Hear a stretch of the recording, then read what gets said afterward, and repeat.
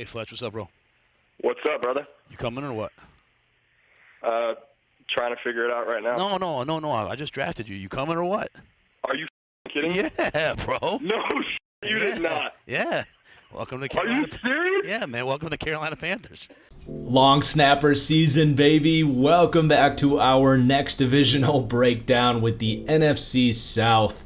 Going to be going through who had the best draft, got the best values, best scheme fits, you name it. Please do hit that like button down below, and let's get started with the Atlanta Falcons here, drafting Kyle Pitts with the 4th overall pick. This is definitely what I thought they should have done. Became pretty clear when they, restructured Matt Ryan's contract there that this is the direction they want to go. They want to try to win right now, put the best offense on the field as possible, and try to rebuild this thing fast with Matt Ryan getting up there in age. But best player in the draft, super excited to see him in this wide zone offense. He's going to be able to sneak out, get vertical on these play action runs, and then of course he's going to be able to do so much more. One of the more documented players heading into the draft.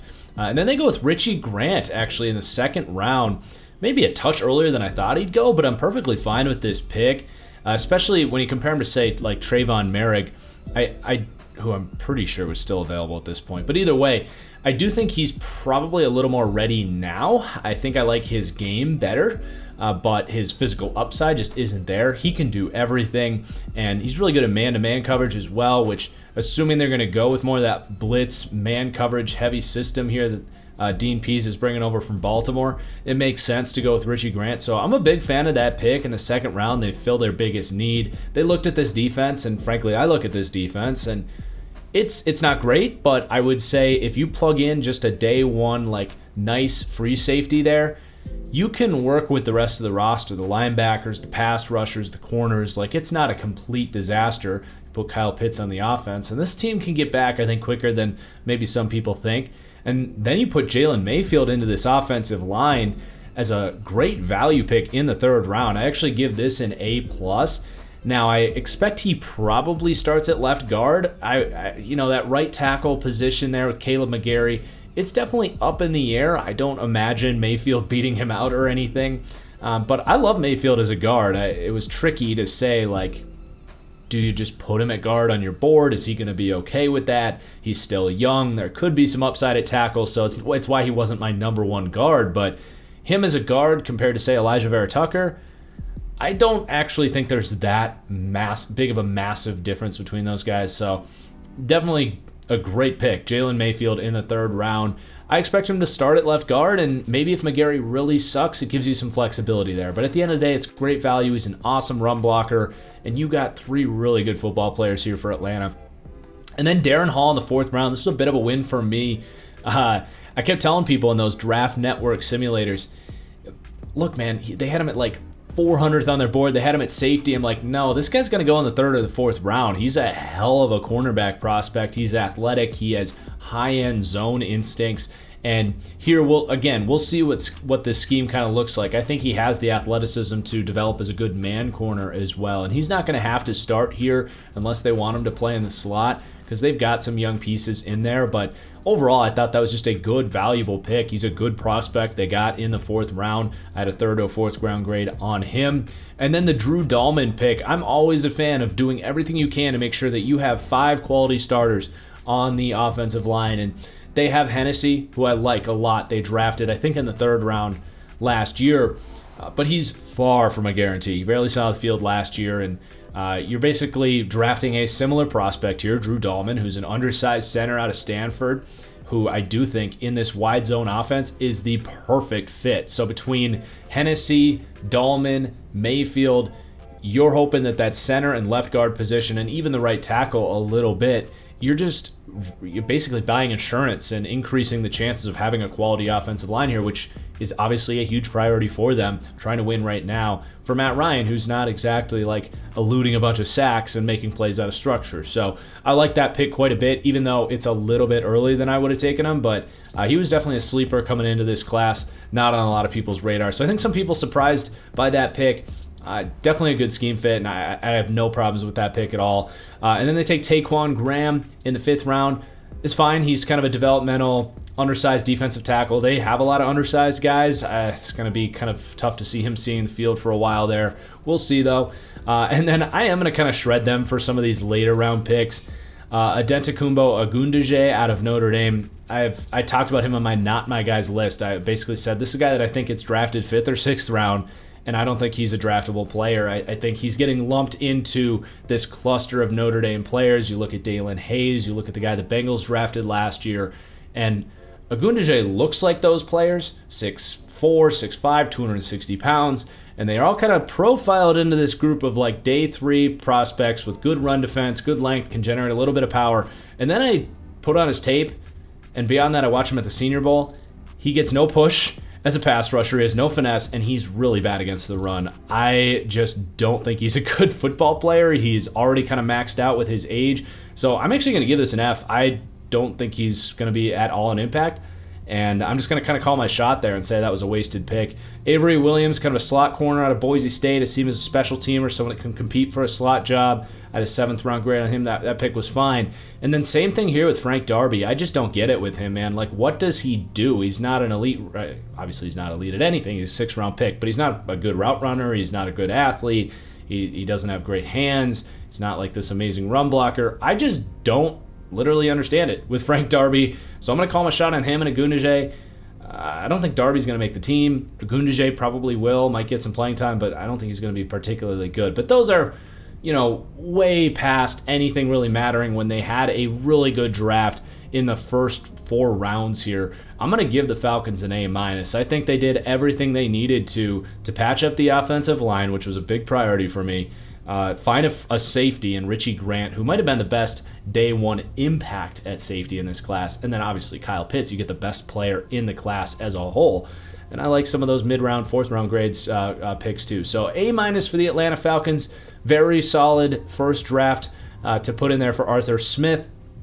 And the new GM as well. I think they had a turning of the guards there. I can't think of the new guy's name, but good first draft there in Atlanta.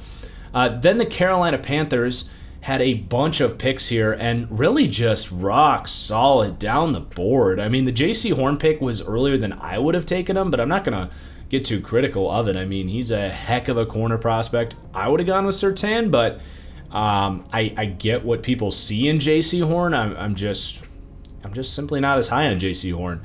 So I'm going to stick to it, give it a B, but it's not like I'm shredding the pick. I think it was fine. I do kind of wonder about that left tackle spot. You walk away with Brady Christensen later, but are you going to regret not going Rashawn Slater? I don't know. That's just a little thought. But let's move on. Terrace Marshall at the end of the 2nd round after trading down. Crazy talk. I mean, this reminds me so much of when Chris Godwin inside the NFC South here went to the Bucs behind Deshaun Jackson, behind Mike Evans. I don't really see a clear path to playing time for Terrace Marshall, to be honest. Maybe he'll get in the slot kind of like he did at LSU in his final year, but he is more of a raw receiver that needs to develop. And I think we look at him next year, a year after that, as David Moore and Robbie Anderson are probably out of here. You see Terrace Marshall step in. So not expecting a lot from him in year 1, but that's fine. The Panthers probably not win a Super Bowl this year. So a future long-term weapon for Darnold if he can do what we want him to do there. They take Brady Christensen in the 3rd round. Again, he can start in and is a great value as a left tackle there. I just do wonder if he's going to be able to, handle power at the next level, but are you going to look at this and say, maybe we should have gone with the tackle with the 8th pick and not gotten so cute with this thing, because at the end of the day, you just got Sam Darnold. My goal for this draft, you just went all defense last year, got a defensive head coach. My goal for this year would have been, let's give him everything he needs to succeed. And if you want to be critical about anything about this draft, it's just that they probably didn't do the best job to make sure Darnold has everything he needs. But I still like the Brady Christensen pick. 25-year-old tackle, really good technique. He shouldn't have any issues starting at left tackle day 1. Is he going to be a great left tackle? No, but I think he'll be very serviceable. And then they take Tommy Tremble. I love this move to get a tight end in there. He's not very polished as a receiver at all. That said, Notre Dame just refused to use him as a receiving tight end. He's a great blocker. He's a great athlete. Excited to see how he transitions to a new team, a new system that might use him in a better way, but a very intriguing football player. And then they take Chuba Hubbard. They've been kind of trying to find a backup running back in there. They did with Mike Davis, but he's gone. Just to be a relief pitcher to Christian McCaffrey. And Chuba Hubbard in the back end of the 4th round is very good value. He's going to give you a home run threat. It's a great landing spot for Chuba Hubbard. And then they take Davion Nixon in the 5th round. Another good call by me. I was not in on Davion Nixon, man. He was on my not my guys list. I know Bucky Brooks, I think, or somebody had him as their number 1 defensive tackle. And I couldn't get there. I had him as, I think, my 7th or 8th DT, a 3rd to a 4th round grade. He's fine. I just don't see him as a high-impact player. So Panthers fans might be really excited about this guy based on how consensus was talking about him. I don't know. I disagree. But that said, in the 5th round, that's well past when I was starting to think about Davion Nixon. He does have some juice off the ball. He's a good run defender, so that's a position of need for them. It's a great pick. Then they take Keith Taylor out of Washington, another lengthy press corner, right around where I expected him to go there, 5th round. Same thing with Deontay Brown. He's got a chance to be a better guard than Elflein and Irving, the other guard they signed there, for a decent amount of money in free agency. So keep an eye on that competition at guard. I like that pick. Sais Smith kind of fills a void that they don't really have as that true slot receiver, because DJ Moore can absolutely be that slot guy, but you don't want to just pigeonhole him in there. And then the rest of these guys are more perimeter size-wise with David Moore and Robbie Anderson, Terrace Marshall. So I think Sais Smith as that traditional slot guy, he might actually be a more productive player in year 1 than Terrace Marshall. So I don't want to see anybody saying like, oh, Sais Smith is better than Terrace Marshall if he finishes the year with more receiving yards. It's just the way I kind of look at the offense. But he's a good football player in the 6th round. I think is going to be a valuable asset for them as just a 5th receiver that'll kind of get in there. And then Thomas Fletcher, the long snapper, elite pick, S+ grade. You know, like I said with special teams, if it's the late 6th round, the 7th round, and you've had a draft like this where you've filled a bunch of roster spots and you want to get cheaper at long snapper and your coach has this cool bond with the guy, it is what it is. It's one meaningless pick, but kind of cool. I love that video, man. It's exactly why I love the draft. And then they take Phil Hoskins, defensive tackle out of Kentucky. We'll see if he makes the team. I had a priority grade on him. You know, he's got some traits. He has some power at times. He just kind of telegraphs all of his pass rush moves. He doesn't play with a ton of run discipline. He gets moved off his spot. He plays upright. So he's got a lot of work to do, but not bad in the 7th round. So a final grade of an A. I mean, I didn't see a single reach down the board here. They took a lot of valuable positions. They did end up giving Darnold help with Marshall and Christensen and Tommy Tremble, Chuba Hubbard, really rounding out that offense. And then they added some good defensive players as well. So A grade for the Carolina Panthers. Great draft down there. And then the New Orleans Saints. You know, we've had a lot of great drafts. This one, to me, I think they really missed the beat on this one. And anytime a team takes a guy in the 1st round, and I have a 3rd to a 4th round grade on him, like Peyton Turner, other people liked him. But I am going to stick to my evals here. You know, like when the Seahawks took LJ Collier, I thought he was a 3rd round prospect. Nothing came of that. I love the Seahawks. I thought they were going to do an even better job developing LJ Collier, but you still can't just like say, oh, they're the Saints. They know exactly what they're doing. Occasionally, teams that draft really well just drop the ball. So I do think that's what happened here with the Saints. I'm curious to see what Saints fans think. How do you feel about this draft? If I was a Saints fan, I'd be like, what the hell are we doing? This was not a good draft. So you take Peyton Turner in the 1st, who to me was a kind of developmental, hybrid defensive end. I get that they totally see Cameron Jordan in him. He's almost a physical clone. So if they're thinking, 3 years down the road, we'll get Cameron Jordan, we'll get another 15 years of that, that'd be amazing if that works out. I just don't see that with Peyton Turner. He's got some get-off, he's got some long arm ability, but he's got a ton of development to do. We'll see where it goes, but I thought it was a complete reach, that there's way better edge players on the board. Like to take Peyton Turner, for example, over a lot of the guys that were available. I mean, we talked about Owe and Tryon, and even for me, like Cam Sample, much better football player. Ronnie Perkins. There's just so many edge guys I would have rather had. So, I don't know. This one just really left me scratching my head, to be honest. They take Pete Werner at the end of the 2nd round. I don't know what it is with the Saints and the Packers just reaching for 4th round Ohio State prospects when there's better players at their position on the board.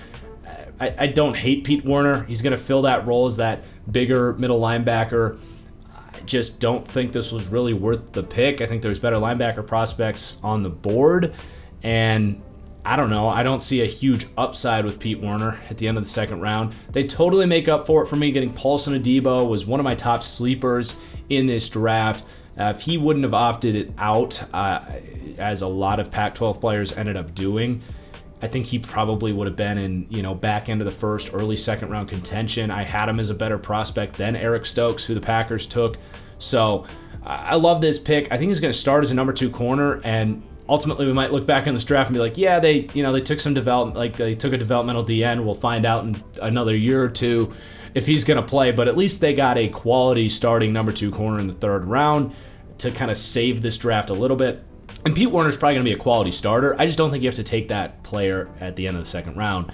And then the Ian Book pick, like, why? What's the point here? You've already got 2 quarterbacks on the roster. Ian Book's not going to, it's not like you're taking a dart throw on Felipe Franks or Jamie Newman or someone that has, like, theoretical upside due to physical traits. Ian Book just can't throw the ball more than 15 yards. Now, they've spent the last 4 years of their football games not being able to do that efficiently with Drew Brees, but Ian Book is not Drew Brees. I don't know. I was higher on Ian Book. I had a 5th to a 7th round grade on him, but why here? You've got Taysom Hill, you've got Jameis. If they both stink, just let this thing bottom out for a little bit. You don't need some decent backup. You don't need another Teddy Bridgewater in here.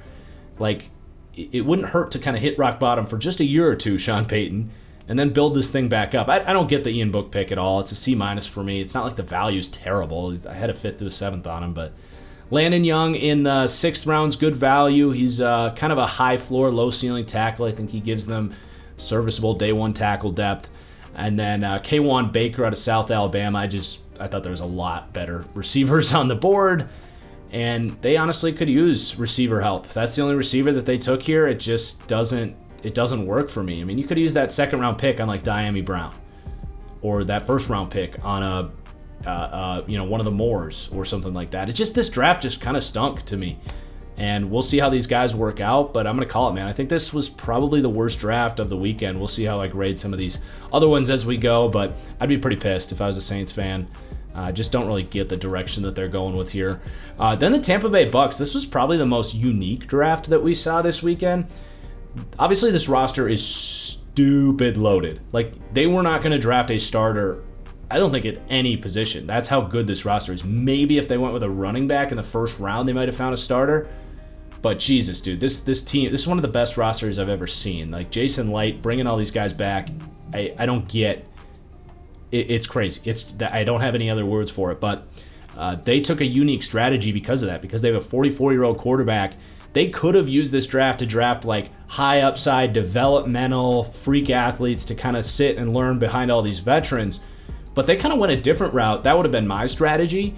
But they kind of went a different route and were like, let's just use all these picks to fill out all these tiny little, like, not even holes, but just like little margins for improvement. So they take Joe Tryon, who he's the one guy that, like, he is a long-term starter who's going to continue to develop, but he's actually going to contribute in year 1 more than I think people realize, because they will rotate those 3 around with Barrett and JPP. And Tryon ended up as my number 5 edge rusher, higher than Jason Owe or Adafe Owe, who went, I think, the pick before this. So I think Tryon's a better player, way more power, really fits this scheme. So I like that pick a lot, and he's going to give you a long-term answer to JPP, who they may or may not be bringing back, let's just say in the future.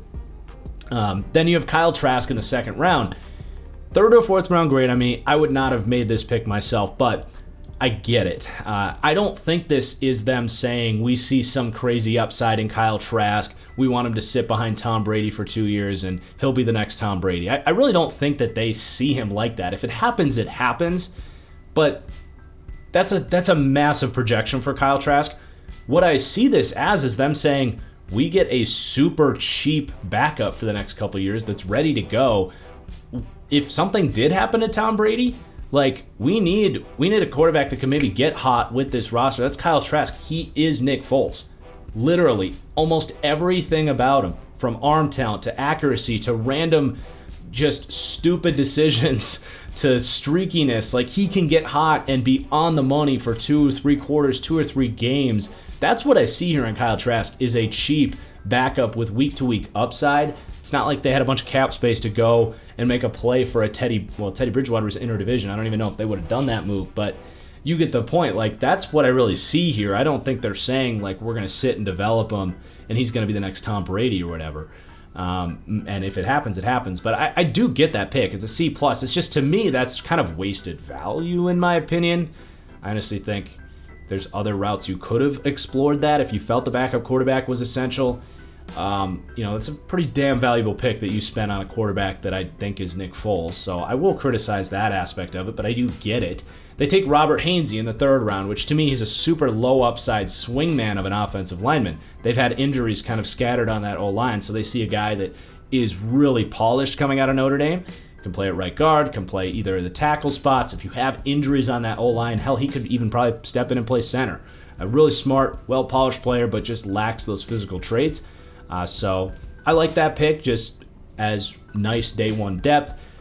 And then the Jalen Darden pick, I mean, that's an amazing draft pick. There's no way around it. I had a 2nd or 3rd round grade on him. Give me Jalen Darden in the 4th round. I'm sorry, Jets fans. Give me that over Elijah Moore in the 2nd round, just from a value perspective. I think those guys' prospects is closer than they were getting credit for, and it's only because Jalen Darden went to North Texas, in my opinion. But he's super impressive as a football player. And, of course, like, they get him in the 4th round because he's actually going to make an impact. I think he might start in the slot over Deontay Johnson, which is saying a lot. Sorry, not Deontay Johnson. Tyler Johnson, their rookie last year from Minnesota. But, yeah, man, he's electric. He's going to give Tom Brady just another playmaker here as if he needed one. You can probably return kicks for them as well. Just an unbelievable pick.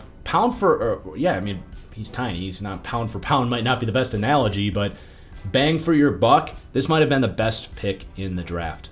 Just because this team is so ready to win now, and I think Jalen Darden, come playoff time, he's going to be making guys miss, picking up tough first downs and returning kicks, and people are going to be like, yeah, how the heck did that guy go in the 4th round? I'm a huge Jalen Darden fan. He was one of my biggest sleepers in this class. So that's an A++++ pick.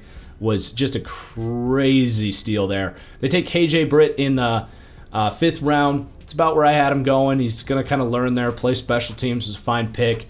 I don't see a ton of upside there, but he could be a Mike linebacker down the road, maybe for somebody. I don't think he's ever going to pass up Devin White.